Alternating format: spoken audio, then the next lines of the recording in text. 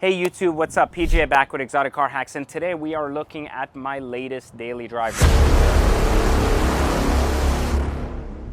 You've noticed that my last daily driver, the Rolls Royce Ghost, is now gone. That was a fun 7 months, and that was a perfect break-even point, meaning every penny I have put into that car, including fixing it up, including the wheels and everything else, and it sold exactly at the same dollar. The only thing I lost is literally shipping it to the guy that bought it, which was $1,200. So not bad driving a Rolls Royce Ghost for $1,200. Pretty exciting, right? Well, today we're looking at my latest daily driver, a new one which I picked up, and I think it's going to be even a bigger smoking deal than the previous Ghost when it comes to selling it. Here is my latest Range Rover, and it's not an ordinary Range Rover. It's a 2017 SV Autobiography Dynamic Range Rover. This car new cost almost $200,000.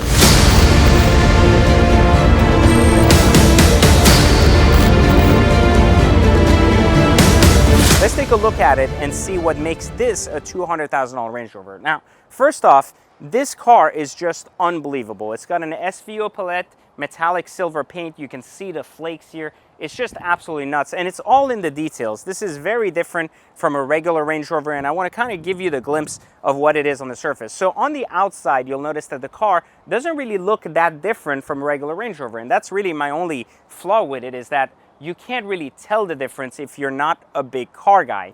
If you're a car guy, however, you'll notice that basically the first thing that pops up here is these beautiful chrome lines in between the side trim that really makes a big difference, and that kind of flows, giving it a very sporty look. But also on the outside, on the back, you'll notice these quad pipes, which is really like the SVR of the big body. And here you'll see the badging saying SV Autobiography, and then of course with the little red thing here just showing that it's the dynamic model. So what is the dynamic model? Well, let's go over here and take a look at this, because I want you to understand what this car is, because a lot of people don't even know this car exists. You see, in 2017, Range Rover introduced this car, which was the dynamic version of the SV Autobiography that came out in 16. So what does it mean? It's a short wheelbase. That's all it is, meaning that the regular SV Autobiography that is a long wheelbase that looks like an ugly limo is now made into the same crazy ass powerful motor, except with all the trim and all the luxury stuff, except the only difference is you don't get the big rear door, so you get a very proportionate SUV that looks a lot more sportier than the big limo looking one, which is really, really cool, and I think really exciting from a design standpoint. In addition to that, the SV generally gets the upgraded, again, side trim, top trim all painted, the new grille, the better lower valance. So you get a little bit of a change in terms of what this looks like from a basic Range Rover, but really you're just getting a premium version of something that already exists, right? So on the outside, you don't get much of a difference. It's really on the inside and under the motor, of course. The motor getting you all of that power, that's one part of it. But the other part is really all the luxury trimming you get with the Autobiography line. So first off, you get incredible black wood with that little red line for the dynamic part.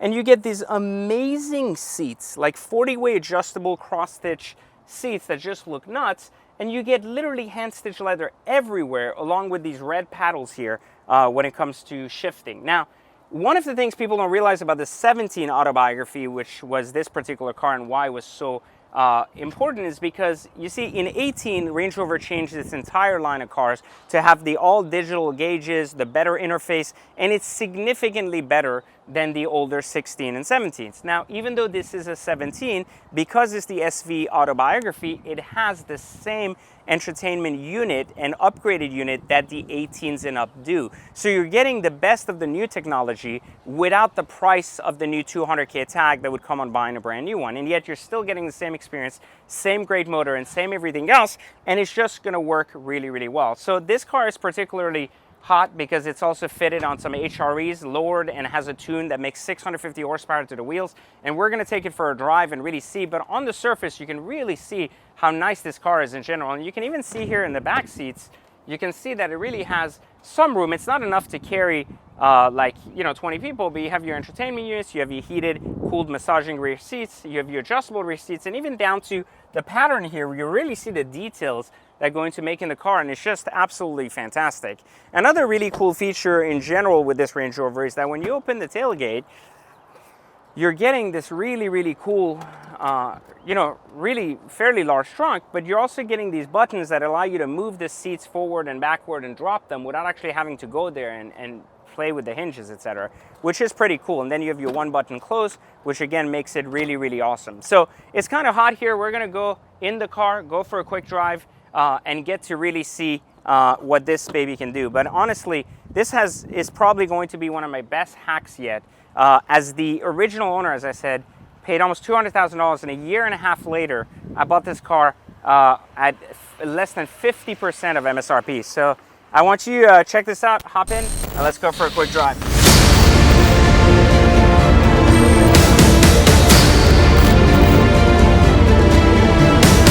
So we are here now inside the Range Rover SV Autobiography, and we are really getting a good drive here. Now, this is the first drive I'm doing on video, just so you guys actually understand how basically, or why this car is so awesome. So there are a lot of really, really cool features in this car, first off, that really make the car an amazing just opportunity and value compared to some of the older Range Rovers, and of course some of the newer ones being too expensive. So we already talked about kind of the value of this car, but one of the things we need to understand about the 17 specifically on the inside is if we look here in the main center console, we'll notice that the center navigation unit itself is not from the early pre-18 model, even though it is a 17. It is the same interface found in the 18. Now, I say this because this is very important, because the interface in the 2018 and up for Range Rover is significantly better than the 17 and down. And while this is a 17, because it's the SV Autobiography, it now has this particular 18 interface.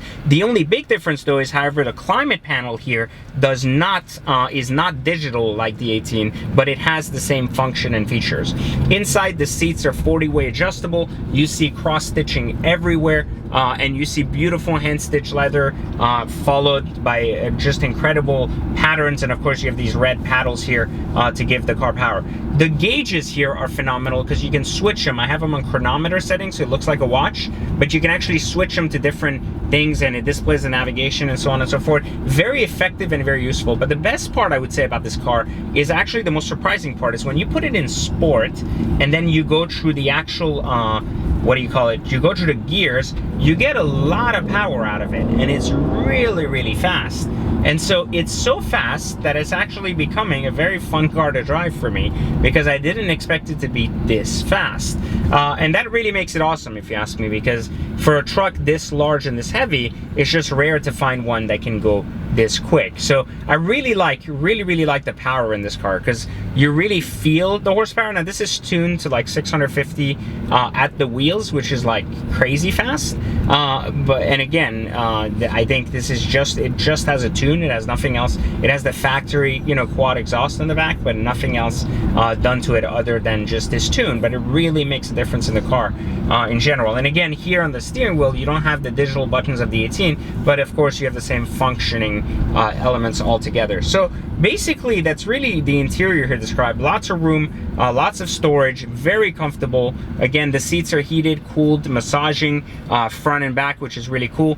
And in the end, it really gives you a sense of luxury, because right now as I drive this, I feel equally luxurious as in my Rolls Royce Ghost, which you may have seen recently me review as, you know, one of the best daily drivers for 100K. And this car, I feel from a truck standpoint, is a lot of value, because brand new, again, we were talking about a car that was costing $180,000 plus tax, and we're talking about almost $200,000 for a Range Rover, which is crazy, right? And now it can be bought for under 100, which is, once again, incredible value if you think about it. So great technology, very quiet, lots of comfort, and of course a lot of usability out of it. But the best part about this particular car that I enjoy a lot is the fact that it's also the short wheelbase. You see, I've always had a problem with the SV Autobiography because it's always been the long wheelbase, meaning it's always made you feel like you had the larger back doors and it looks so unproportionate.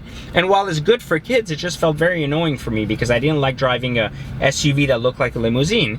Instead, I wanted to drive a car that, like a truck, that gave me a sense of more of a driver's truck rather than a truck that you use to carry people in. And so I didn't like that. So I like the fact that this 17 short wheelbase SV Autobiography Dynamic, which was only made in 17, is really an awesome addition to the Range Rover line. And I think it really, you can't feel any of the road, even though I'm sitting on 22s, and yet it's extremely fast, extremely agile, extremely useful, and I think that's what makes it just so much better than its competitors in general. So if you've ever, you know, considered an SUV, I can't recommend these enough on any level. I think they're just fantastic. And basically, all I can tell you is that you really need to feel the power to understand what I'm talking about, because there's no way for me to explain this in video. But the comfort with the power and the way you would think that this truck would be floating, and yet it drives more like a Cayenne Turbo, which is like something that's more of a sports car, not a sports truck. And yet it's still in the truck format. But this is a full truck, though. That's the thing. You know, it has all the features here that allow you to change between the types of drivetrain, etc. But I think it's just, I think it's a sports truck, but it's really not. It's a full truck that drives like a sports truck, and I think that makes it incredible. And you can really feel the power. You know, it just pulls you in every gear, and then the brakes are phenomenal too. It's just stopping power is just amazing, just like a car. So it drives like a car. Speeds up like some crazy ass Dodge Viper or something, and it's just all around just such a fantastic car, such a fantastic truck to own. I've really been surprised with this Range Rover because I was really never a fan of Range Rovers in general. I've owned many of them before, and this really has taken it up a notch to a point where I felt like the value just is very hard to beat. I can now understand why someone would say, why would you drive a G-Wagon? Because the old G-Wagon is the same cost as this, and while it's a better hack when it comes to values, you just, I mean, you have hand stitch, you know, everything everywhere. There's leather everywhere. There's no plastic sitting anywhere. The details are there. The sound is there. The interface is there. It's just really well done. So like, fit and finish is top notch. Design is excellent. And I guess the only flaw I would find in this particular Rover is that while it is $200,000, the one thing it doesn't really have is on the outside. It doesn't have the $200,000 look, because I feel like the average person, they just, and you know, we already talked about those features, but I think the average person just wouldn't understand like the difference between this and a normal Range Rover supercharged, or basically a Range Rover HSE. They wouldn't see the difference. So there you have it. If you like the video, give me a thumbs up. If you want to learn more about how to hack cars or get in and out, make sure you subscribe to the video. And of course, please, if you have a comment about if you think there is a better truck out there used for 100 grand, then please let me know. I'd love to perhaps buy it next time, because I always like having a truck as one of my daily drivers. So we say goodbye to the Ghost. We welcome the Range Rover SV Autobiography to the family, and I will catch you next time in another Exotic Car Hacks video. But don't forget, Black Friday is happening soon, so join waitlist right now. Links in the bio. If you want to jump into the Exotic Car Hacks community, it's never been cheaper, so make sure you do that right now.